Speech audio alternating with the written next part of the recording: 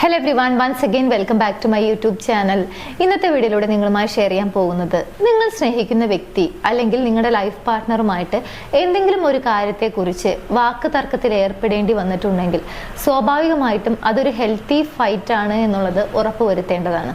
കാരണം അതൊരു healthy fight ആണെന്നുണ്ടെങ്കിൽ അതിനൊരു സ്റ്റാർട്ടിങ്ങും അതുപോലെ തന്നെ ഒരു ഹെൽത്തി എൻഡും ഉണ്ടായിരിക്കും.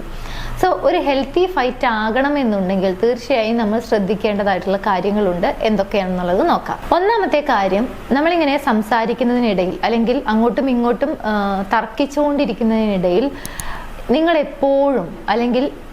എപ്പോഴും അങ്ങനെയാണ്, അല്ലെങ്കിൽ എപ്പോഴും എന്നുള്ളൊരു വാക്കും അതുപോലെ തന്നെ ഒരിക്കലും എന്നുള്ളൊരു വാക്കും കൂടെ ഉപയോഗിക്കുന്നുണ്ടെങ്കിൽ അത് നിർത്തുക എന്നുള്ളതാണ്. അതായത് നിങ്ങൾ എപ്പോഴും ഇങ്ങനെയാണ്, അല്ലെങ്കിൽ നിങ്ങൾ എപ്പോഴും അങ്ങനെയാണ് പറയാറുള്ളത്, അല്ലെങ്കിൽ ഇങ്ങനെയാണ് എപ്പോഴും ചെയ്യാറുള്ളത്, അല്ലെങ്കിൽ നിങ്ങൾ ഒരിക്കലും നന്നാവില്ല, അല്ലെങ്കിൽ നിങ്ങൾ ഒരിക്കലും അങ്ങനെ ചെയ്തിട്ടില്ല. ഇത്തരത്തിൽ അതൊരു തരത്തിലുള്ള കംപ്ലീറ്റ് ആയിട്ട് പറയുന്ന ഒരു കാര്യമാണ്. അതായത് ആ ഒരു മൊമെന്റ് വരെ അങ്ങനെ ആയിരുന്നു, അല്ലെങ്കിൽ എപ്പോഴും അങ്ങനെയാണ്, അല്ലെങ്കിൽ ഒരിക്കലും എന്നുള്ളൊരു കാര്യം ഉണ്ടായിരിക്കും.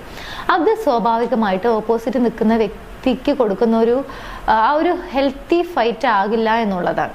അതെപ്പോഴും ഓപ്പോസിറ്റ് നിൽക്കുന്ന വ്യക്തിയിൽ ഒരു വിഷമം അല്ലെങ്കിൽ ആ ഒരു ഫൈറ്റ് ഹെൽത്തി അല്ല എന്ന് തോന്നിപ്പിക്കുന്ന രീതിയിലുള്ള ഒരു അറ്റ്മോസ്ഫിയറിലേക്ക് അവരെ ലീഡ് ചെയ്യും എന്നുള്ളതാണ് ഈ രണ്ട് വേർഡുകളും.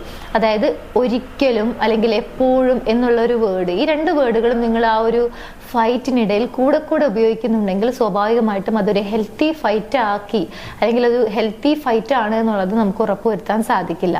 പലപ്പോഴും ആ ഒരു വഴക്ക് കഴിയുമ്പോഴേക്കും അതിൻ്റെ ഒരു എൻഡിൽ അതൊരു വേഴ്സ് ആയിട്ടുള്ള ഒരു സിറ്റുവേഷനായി മാറിയിട്ടുണ്ടായിരിക്കും. അതുകൊണ്ട് തന്നെ ഇങ്ങനെ ഓൾവേസ് അല്ലെങ്കിൽ നെവർ എന്നുള്ള രണ്ട് വേർഡുകൾ മാക്സിമം ഉപയോഗിക്കാതിരിക്കുക എന്നുള്ളതാണ് ആദ്യം ശ്രദ്ധിക്കേണ്ടതായിട്ടുള്ള ഒരു കാര്യം. രണ്ടാമത്തെ കാര്യം, നിങ്ങൾ വാക്ക് തർക്കത്തിൽ ഏർപ്പെടുന്ന സമയത്ത് ഓപ്പോസിറ്റ് നിൽക്കുന്ന വ്യക്തിയെ ബ്ലെയിം ചെയ്യുന്നതിന് പകരം നിങ്ങൾക്ക് എന്താണോ ഫീൽ ചെയ്തത്, നിങ്ങളുടെ ഫീലിങ്സ് എന്താണോ അല്ലെങ്കിൽ നിങ്ങളുടെ ആവശ്യങ്ങൾ എന്താണോ അത് ഓപ്പൺ ആയിട്ട് പറയുക എന്നുള്ളതാണ്. അതായത് ഒരു വാക്ക് തർക്കത്തിൽ ഏർപ്പെടുമ്പോഴേക്കും നമ്മൾ ഓപ്പോസിറ്റ് നിൽക്കുന്ന വ്യക്തി അതുവരെ ഉണ്ടായിരുന്ന എല്ലാ കാര്യത്തിലും കുറ്റപ്പെടുത്തിക്കൊണ്ടേയിരിക്കും എന്നുള്ളതാണ്.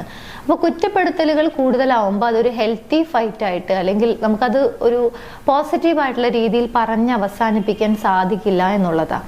അതുകൊണ്ട് തന്നെ ഇവിടെ എപ്പോഴും ചെയ്യാൻ പറ്റുന്ന ഒരു കാര്യം, അല്ലെങ്കിൽ ചെയ്യാൻ ശ്രമിക്കേണ്ട ഒരു കാര്യം എന്ന് പറയുന്നത്, നിങ്ങൾക്ക് എന്താണ് ആ ഒരു വാക്ക് തർക്കത്തിലേക്ക് എന്താണോ നിങ്ങളെ ലീഡ് ചെയ്തത്, അപ്പോൾ നിങ്ങൾക്കുണ്ടായ ഒരു മാനസികാവസ്ഥ, അല്ലെങ്കിൽ നിങ്ങൾ എന്തിനു വേണ്ടിയിട്ടാണോ ആക്ച്വലി നിങ്ങൾ സംസാരിക്കുന്നത്, നിങ്ങളുടെ ഫീലിങ്സ് എന്താണോ അല്ലെങ്കിൽ നിങ്ങളുടെ ആവശ്യങ്ങൾ എന്താണോ ആ കാര്യത്തെക്കുറിച്ച് സംസാരിക്കുകയായിരിക്കും എപ്പോഴും ബെറ്റർ ആയിട്ട് വരിക.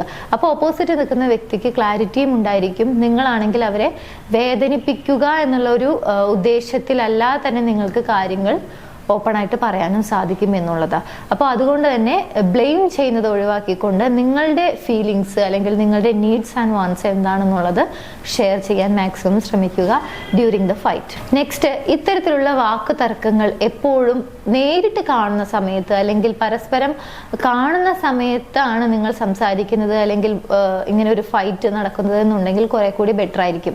എന്നാൽ ഇത് ഒരു വാട്സപ്പ് ചാറ്റിലൂടെയോ അല്ലെങ്കിൽ ഒരു കോളിലൂടെയോ അല്ലെങ്കിൽ ഒരു ടെക്സ്റ്റ് മെസ്സേജിലൂടെ ഒക്കെ നിങ്ങൾ ചെയ്യുന്നത് എന്നുണ്ടെങ്കിൽ ആ സിറ്റുവേഷൻ കുറെ കൂടി വേഴ്സ് ആയി മാറും എന്നുള്ളതാണ്. കാരണം ഓപ്പോസിറ്റ് നിൽക്കുന്ന വ്യക്തിക്ക് അത് ആ ഒരു നിങ്ങൾ ഏത് മാനസികാവസ്ഥയിലാണ് അല്ലെങ്കിൽ നിങ്ങൾ ഏത് ടോണിലാണ് അത് പറഞ്ഞിട്ടുള്ളത് എന്നുള്ളത് കൃത്യമായി മനസ്സിലാക്കാൻ സാധിക്കില്ല എന്നുള്ളതാണ്.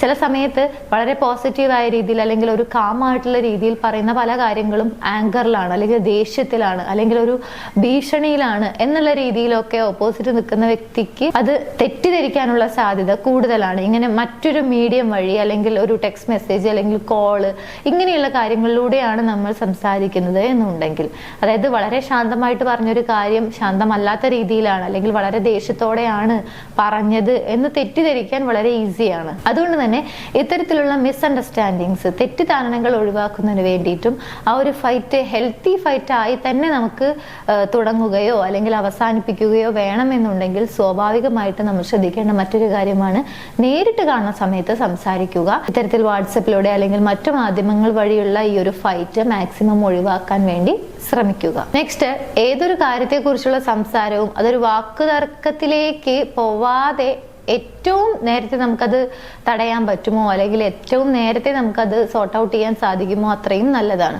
അതുകൊണ്ട് തന്നെ നിങ്ങൾ സംസാരിക്കാൻ പോകുന്ന വിഷയം നിങ്ങളെ ബോദർ ചെയ്യുന്നുണ്ട്, അത് നിങ്ങളെ എഫക്റ്റ് ചെയ്യുന്നുണ്ട് എന്ന് നിങ്ങൾക്ക് തോന്നുന്നുണ്ടെങ്കിൽ എത്രയും പെട്ടെന്ന് ആ ഒരു കാര്യം അവരോട് അഡ്രസ് ചെയ്യുക എന്നുള്ളതാണ്. അതായത് ഈ പറഞ്ഞ കാര്യങ്ങൾ ഈ രീതിയിലാണ് ചെയ്യാൻ പോകുന്നത്, അല്ലെങ്കിൽ ഇങ്ങനെ സംസാരിക്കുന്നത്, അല്ലെങ്കിൽ ഇങ്ങനെ പ്രവർത്തിക്കുന്നത് എനിക്ക് കൂടി ബുദ്ധിമുട്ടുണ്ടാക്കും, അല്ലെങ്കിൽ എന്ത് കാര്യത്തെക്കുറിച്ചാണോ നിങ്ങൾക്ക് വാക്കുതർക്കത്തിൽ ഏർപ്പെടേണ്ടി വരിക അത് മുൻകൂട്ടി നിങ്ങൾക്ക് അറിയാൻ സാധിക്കുന്നുണ്ടെങ്കിൽ തീർച്ചയായിട്ടും അത് അവരോട് ഓപ്പൺ ആയിട്ട് മുന്നേ തന്നെ പറയുക എന്നുള്ളതാണ്. അങ്ങനെയാണെങ്കിൽ അങ്ങനെയുള്ള ഒരു വഴക്ക് തന്നെ ഒഴിവാക്കാൻ സാധിക്കും. ആ ഒരു കാര്യം നിങ്ങൾ എങ്ങനെയാണോ ബുദ്ധിമുട്ടിലാക്കുക അത് ഓപ്പൺ ആയിട്ട് നിങ്ങൾക്ക് സംസാരിക്കാൻ സാധിക്കുകയാണെങ്കിൽ തീർച്ചയായും ഓപ്പോസിറ്റ് നിൽക്കുന്ന വ്യക്തിക്ക് അത് മനസ്സിലാക്കാൻ സാധിക്കും. അങ്ങനെയുള്ള മിസ്റ്റേക്കുകൾ ഒഴിവാക്കാനും സാധിക്കും. അതുകൊണ്ട് തന്നെ എത്രയും പെട്ടെന്ന് നിങ്ങൾക്ക് അങ്ങനെയുള്ള ഒരു ഫീലിങ്സ് ഉണ്ട് എന്നുണ്ടെങ്കിൽ അത് ഷെയർ ചെയ്യുക എന്നുള്ളതാണ് ഒരു ഹെൽത്തി ഫൈറ്റ് നമുക്ക് വരാതെ തന്നെ അത് തടയുന്നതിനുള്ള മറ്റൊരു മാർഗം. ഫൈനലി, ഒരു റിലേഷൻഷിപ്പിൽ രണ്ട് വ്യക്തികൾക്കിടയിൽ ഡിസഗ്രിമെന്റ്സ് വരിക, അല്ലെങ്കിൽ ആശയ വ്യത്യാസങ്ങൾ, അല്ലെങ്കിൽ പരസ്പരം തുറന്നു പറയുന്ന സമയത്ത് അങ്ങോട്ടും ഇങ്ങോട്ടും തർക്കിക്കേണ്ടി വരിക, ഇതൊക്കെ വളരെ കോമൺ ആയിട്ട് നടക്കുന്ന കാര്യങ്ങളായിരിക്കും. ഇത് ഹെൽത്തി ആയിട്ട് ഡീൽ ചെയ്യാനും സാധിക്കും. ഇൻ കേസ് നിങ്ങൾക്ക് അങ്ങനെ സംസാരിക്കാൻ കഴിയുന്നില്ല, അല്ലെങ്കിൽ നിങ്ങൾക്കത് ഡീൽ ചെയ്യാൻ സാധിക്കുന്നില്ല എന്നുണ്ടെങ്കിൽ തീർച്ചയായും നിങ്ങൾക്ക് ഇഷ്ടമുള്ള അല്ലെങ്കിൽ നിങ്ങൾക്ക് വിശ്വാസമുള്ള നിങ്ങളുടെ ഉറ്റ സുഹൃത്തുക്കളെയോ അല്ലെങ്കിൽ ഒരു പ്രൊഫഷണലെയോ ഒക്കെ സീക്ക് ചെയ്യാവുന്നതാണ്. സോ തീർച്ചയായിട്ടും ഒരു ഹെൽത്തി ഫൈറ്റ് നിങ്ങൾ സ്നേഹിക്കുന്ന വ്യക്തിയുമായിട്ട് അല്ലെങ്കിൽ നിങ്ങളുടെ ലൈഫ് പാർട്ട്ണറുമായിട്ട് ഇങ്ങനെ ഒരു ഹെൽത്തി ഫൈറ്റ് നിങ്ങൾക്ക് നടത്തേണ്ടി വന്നു എന്നുണ്ടെങ്കിൽ സ്വാഭാവികമായിട്ടും ഈ പോയിന്റുകൾ മനസ്സിൽ വെക്കുക. തീർച്ചയായിട്ടും ആ ഒരു വാക്ക് തർക്കം വളരെ ഹെൽത്തി ആയിട്ട് നിങ്ങൾക്ക് അവസാനിപ്പിക്കാനും പഴയതുപോലെ തന്നെ ഒരു നോർമൽ ലൈഫ് അല്ലെങ്കിൽ വളരെ ബ്യൂട്ടിഫുൾ ആയിട്ടുള്ള ആ ഒരു ലൈഫ് നിങ്ങൾക്ക് വീണ്ടും ലീഡ് ചെയ്യാൻ സാധിക്കും എന്നുള്ളതാണ്. അപ്പോൾ തീർച്ചയായും അതിന് നിങ്ങൾക്ക് സാധിക്കട്ടെ എന്ന് ആശംസിക്കുന്നു. നിങ്ങളുടെ റിലേഷൻഷിപ്പിൽ നിങ്ങൾ എന്തെങ്കിലും പ്രശ്നങ്ങൾ ഫേസ് ചെയ്യുന്നുണ്ടെങ്കിൽ അതിനൊരു സൊല്യൂഷൻ വേണമെന്ന് ആഗ്രഹിക്കുന്നുണ്ടെങ്കിൽ മുകളിൽ കാണുന്ന നമ്പറിലേക്ക് കോൺടാക്ട് ചെയ്യാവുന്നതാണ്. ഈ വീഡിയോ നിങ്ങൾക്ക് യൂസ്ഫുൾ ആണെങ്കിൽ മറ്റുള്ള ആളുകളിലേക്ക് ഷെയർ ചെയ്യാൻ മറക്കരുത്. നമുക്ക് മറ്റൊരു വീഡിയോയിൽ കാണാം. താങ്ക്